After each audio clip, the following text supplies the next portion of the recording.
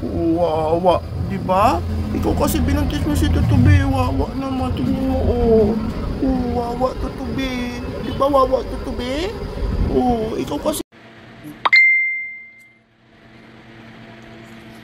Very good. Hala, hirap na ang bebe. Next na. Next na po. Kaya na ba? So, eto na nga guys, nauna nang dineliver sa amin at nauna nang kinuha ni ate yung mga puppies. Kasi unfortunately guys, pagtapos ni Princess or ni Totobe ilabas yung unang pup niya, yung iba hindi niya nakinayang ilabas. Kaya nasi-CS siya or nasi-cesarean section siya. Ang cute ng mga puppy na yun, nanda ko na yung crib nila. Diba? Pwede nyo tignan dito sa video kung anong ginamit kong crib.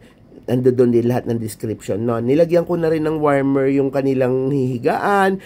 Foot warmer lang ang ginamit ko na USB powered kasi consistent yan eh. Kasi pag gagamit pa ako ng ibang warmer, baka naman masobrahan ng init, hindi ko mamalayan. Yan, USB powered. Saktong-sakto lang yung init. At saka talagang tested ko na yan dahil ginagamit ko yan sa paa ko pag may rayuma ako. But anyway, ayan na sila. Wala na akong choice kundi magma-manual feeding tayo. At ipapakita ko ngayon sa inyo kung paano mag-manual feeding at i-describe ko rin sa inyo kung ano ang mga dapat ninyong gawin kapag magma-manual feeding kayo. So, ito talaga yung purpose ng video na to guys. So, stay tuned! It's time to feeding na. Siyempre, ang maarte munang si Pipay. Kasi si Pipay ayaw uminom ng malamig na gatas. May mga attitude problem na. Sinisip-sip niya na yung kamay ko. Ala, ito na, ayun na, yan, mainit-init pa, gusto niya mainit-init, tapos kailangan wag mo aangat na maigi yung bottle feeder, kailangan naka-half-bake lang yung pinaka nasa tsupon na gatas, hindi ayaw niya, tatanggihan niya na, kanya-kanya silang ugali, diba? Ito mabilis ito, kasi pagkasup-sup niya, nako, dire-diretso, tapos kukatay ng bulak na soak in warm water, like this, kasi, nako, nagwiwi na kaagad. I-stimulate natin, i-stimulate natin yung pipi nila. Yan na. I-stimulate natin yung pipi niya. Ayan, sorry, hindi ko mapakita. Ayan, i-stimulate niyo lang. Ganyan lang, lalaruin niyo lang yung pipi niya. Tapos, tatain na yan. Tapos, ayan. Stimulate mo lang. Kunwari, nag-simulate ka lang ng dila ng nanay. May dilaw-dilaw na, Ihi na yan. Ito salbahe to si Pipay, ayaw to tumais sa yung tatai siya na yung gagantuin mo siya. Ako gusto talaga pag binaba mo siya, doon lang siya tatai. Kaya ngayon ginagawa ko, inaantay ko. Yan mo na yan. Hindi na tatai yan, pasaway yan. Ito muna naman tayo kay Putput, kasi si Putput ayaw naman niya sobrang mainit. Gusto niya medyo malamig-lamig na. Yan na, sinusup-sup na ang kamay ko, sinusup-sup niya. Ito na nga, na. Ako, tuskuday. May kanya-kanya silang attitude. Pero nung unang dumating dito, ang liit-liit.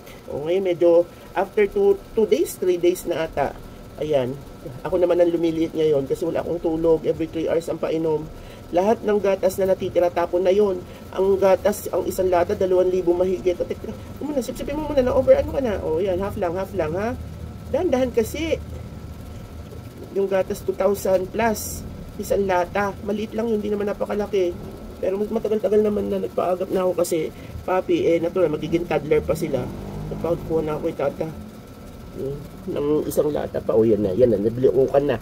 Ikaw kasi, minsan lumalabas sa ilong nila yung gatas, ibababa nyo lang. Tapos ganun din sa boy, stimulate lang din natin yung pipi. Pipi. No, yan magaling magpipi to si magaling magpipi to di ba magulo, ayun na naku, tumalsik pa. Sorry, hindi ko ma-zoom. Kasi ang hirap naman ng nagka-camera ka habang ayan, daming dilaw-dilaw. Baba ito si Putput pagdating sa pipi. Lalaki siya. Naku, ang pit nito laging madumi. Kasi, ayaw, naku, ito mga ito may toilet shyness. Ayaw nila ng ginagawa ko, hindi sila tatay ngayon ginagawa ko, antayin ko doon sa sa higaan nila, doon sila tatay. Dinadakot ko na lang, tingnan nyo, dami tumai siya. Ayun ayun, nakita nyo, malikot. Ang dami. Tika, tissue paper na. Hindi na pwede. Ito na, oo na. Sus, tumai na. Ay, ako ang dami, oh. Oo. Walang amoy ang tae nila. Kasi amoy gatas, ayan, oh. Amoy gatas. Yan. Oh, yan. And last but not the least, natural, si Puy Puy naman. Ito si Puy Puy, kaya tinawag ko siyang Puy Puy kasi sa Chinese kasi, Suy Suy. Ginawa ko lang Puy Puy kasi maganda siya, balbunto. Malamang magmana to sana. Ay, ayan, sinusupsup niya na. Oh, tika, may pupo yun. Ikaw talaga. Nag-alcohol ako ng kamay before I touch them. Tapos may crib sila. Ang crib nila is, ayan. Ang crib nila is sterilized din. Ay, maano to? Ito, intermittent naman siya. Pag sinupsup niya na todo-todo, ibaba mo ng konti. Kasi nabubulunan siya. Eh, grabe aggressive magsupsup to. So, ginagawa ko, half ko na lang. Minsan.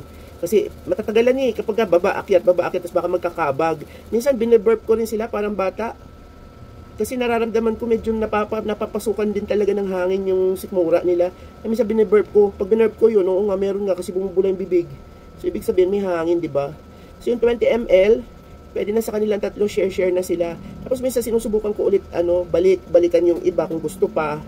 Kasi pag sinasakil nila yung daliri mo, ibig sabihin nila gusto na naman yung nagpapahinga lang yan. May resting period lang sila eh.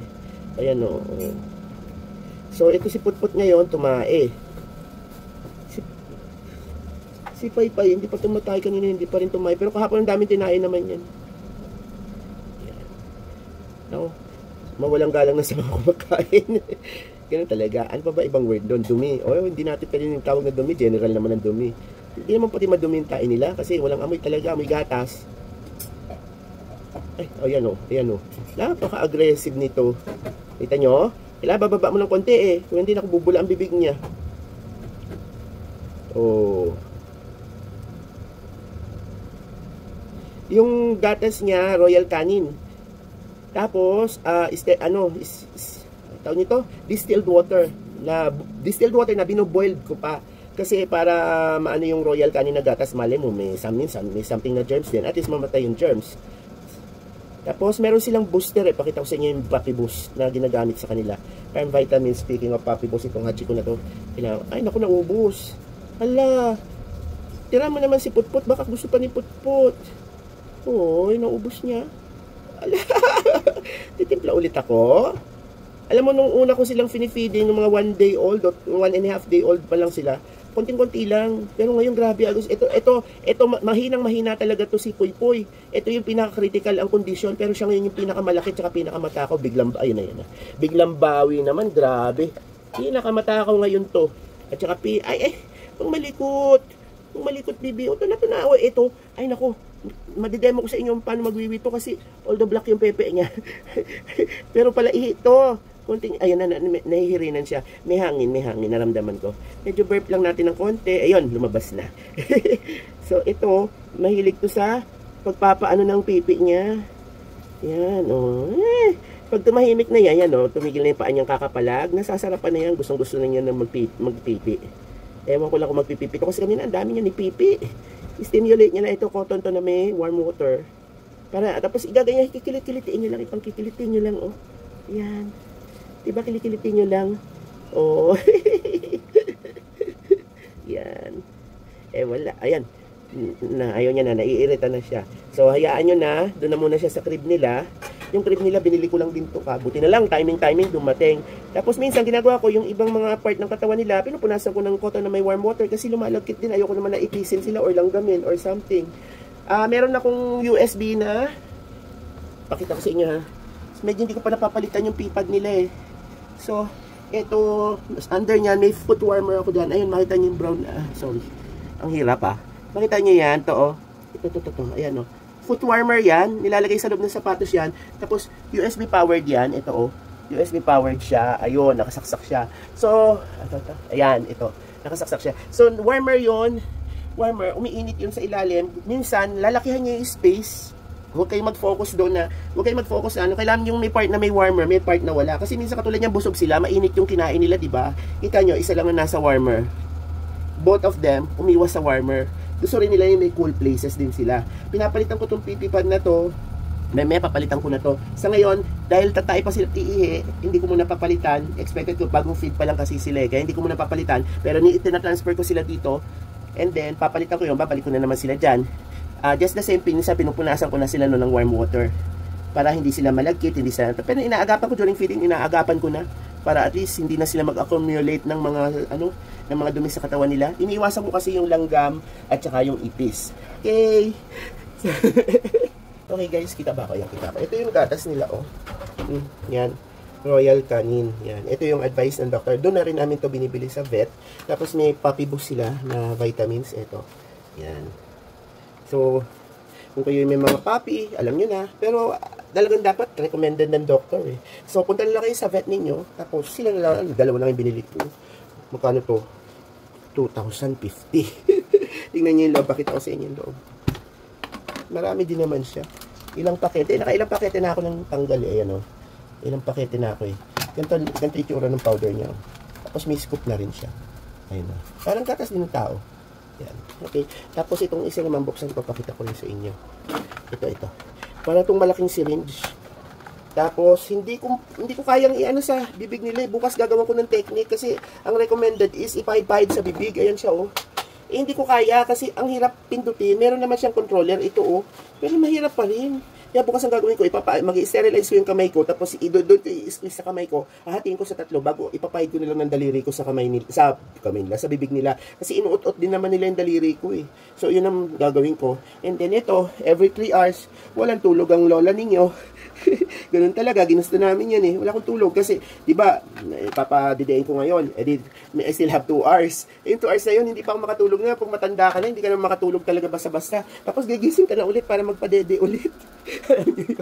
Pero masaya naman, okay lang. Kasi nakikita mo yung improvement nila. Ayan, natutuwa na rin ako. Anyway guys, maraming salamat. And if you like this kind of video, na update sa aming mga fur baby na pinanganak na ang ina ay cesarean, please do like, share, subscribe to your Lola's channel, and hit that notification button just in case gusto nyo matuto pa. At ma-share ko yung payo ng aming veterinary sa inyo. Okay, kung kayo nasa ibang platform, still your Lola with an H, L-O-L-A-H, Bong Lim here saying, ayan si Tata o nangungunsumi yan. Kasi si Tutube nasa hospital po. Hanggang ngayon, ilang days na? Tagal na. 1 week na, more. Mag-1 week na. More. Eh, biak kasi, tapos alam niyo naman, di ba si Tutube noong pa kinukonsumin na namin dahil ayaw masyado kumain. Okay, guys, bye-bye. Wish Tutube good luck.